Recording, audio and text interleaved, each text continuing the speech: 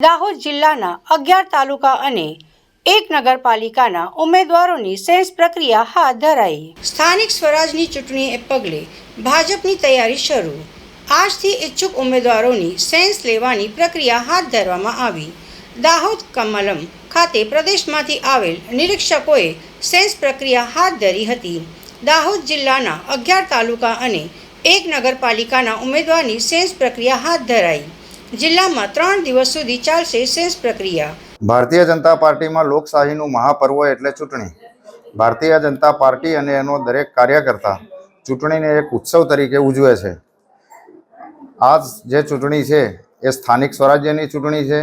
ભારતીય જનતા પાર્ટીના કાર્યકર્તાએ પોતે લડવાની ચૂંટણી છે। 254 તાલુકા પંચાયતની સીટો, 36 નગરપાલિકાના કાઉન્સિલરો અને 50 જિલ્લા પંચાયતની સીટો, આમ કુલ 340 સ્થાન માટેની આ ચૂંટણી છે।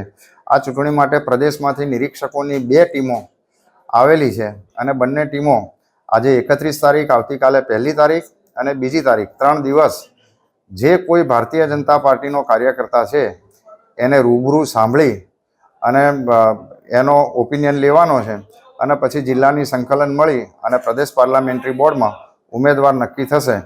અને આજનો જે કાર્યકર્તાનું હુજુમ અહીંયા ગાડી જિલ્લા કાર્યાલય કમલમ પર ઉમટી પડ્યું છે એ જોઈને લાગે છે કે ભારતીય જનતા પાર્ટી દાહોદ જિલ્લો 100% કમળ ખીલશે દરેક તાલુકા પંચાયત, નગરપાલિકા અને જિલ્લા પંચાયતમાં।